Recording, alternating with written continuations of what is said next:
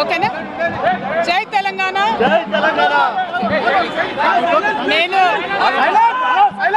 నా కొడుకు Aditya graduation ceremony పూర్తి చేసుకొని అమెరికా నుండి వచ్చే లోపల మరి ఏదో లేఖ లీక్ అయిందని చెప్పి గత 2-3 రోజులుగా చాలా హంగామా నడుస్తున్నట్టుగా తెలుస్తూ ఉన్నది. మరి ఈ సందర్భంగా నేను చెప్పదలుచుకున్నది ఒకటే, 2 వారాల క్రితం నేను గౌరవనీయులు పెద్దలు కేసీఆర్ గారికి ఒక లేఖ రాయడం జరిగింది. నేను ఈ విధంగా కేసీఆర్ గారికి ఇదివరకు కూడా నా ఒపీనియన్స్ ఎప్పుడున్నా కూడా లేఖ ద్వారా చెప్పడం జరిగింది. అయితే ఈసారి నేను మొన్ననే చెప్పున్నాను, కుట్రలు కుతంత్రాలు జరుగుతూ ఉన్నాయని.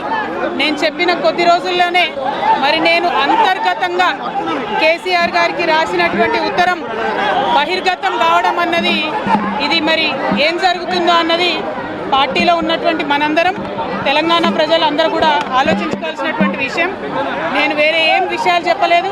నేను కేవలం పార్టీలో ఉండేటటువంటి అన్ని స్థాయిలో ఉన్నటువంటి నాయకులందరూ అనుకుంటున్నటువంటి విషయాలు, దాదాపు సగం తెలంగాణ నేను ఈ సందర్భంగా ఈ మధ్యలో టూర్ చేసినటువంటి సందర్భంలో తెలంగాణ ప్రజలు అనుకుంటున్నటువంటి విషయాలను మాత్రమే నేను పెద్ద ఎత్తున చెప్పడం జరిగింది తప్పితే నా పర్సనల్ ఎజెండా ఏమీ లేదు.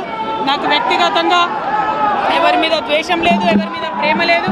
కానీ నేను రాసినటువంటి లేఖ చాలా అంతర్గతంగా పార్టీలో మా నాయకుడికి రాసినటువంటిది.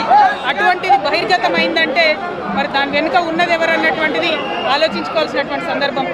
I have return to my father Shri KCR garu feedback which I got from every stature of the leader from our party and from Telangana people broadly 2 weeks back.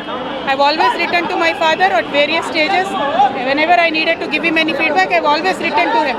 But this time it got out. I believe it is a handiwork of some of the cowards in the party, and party should decide how to deal with them. I have not written anything negative against KCR Garu or the party to strengthen the party and to work for the people of Telangana. Feedback mechanism is necessary and that is what I have done. Thank you. Jai Telangana.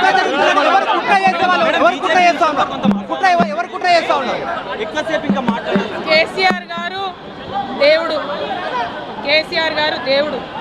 కానీ కేసీఆర్ గారి చుట్టుకొని దయ్యాలు ఉన్నాయి. వాళ్ళ వల్ల చాలా నష్టం జరుగుతున్నది. పార్టీలో ఉండేటటువంటి నాకు, నేను కేసీఆర్ గారి కూతుర్ని, అంతరంగికంగా నేను రాసినటువంటి లేఖనే బయటికి వచ్చిందంటే మరి ఇతర సామాన్యుల సంగతి, ఇతరుల పరిస్థితి ఏంటి పార్టీలో అన్నది ఇవాళ చర్చ జరగాల్సినటువంటి అవసరం ఉన్నది.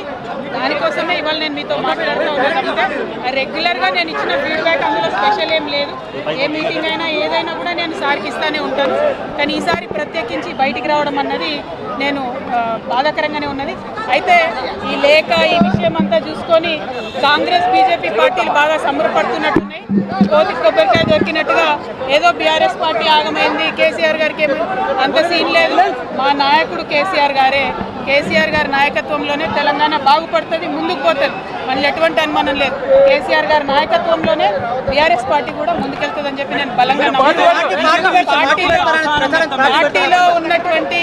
పార్టీలో ఉన్నటువంటి చిన్న చిన్న లోపాలను డిస్కస్ చేసుకొని, సవరించుకొని, కోట్లను పక్కకు జరుపుకుంటూ ముందుకు పోతే పార్టీ 10 కాలాల పాటు చల్లగుంటుంది అనేటటువంటి నా భావన.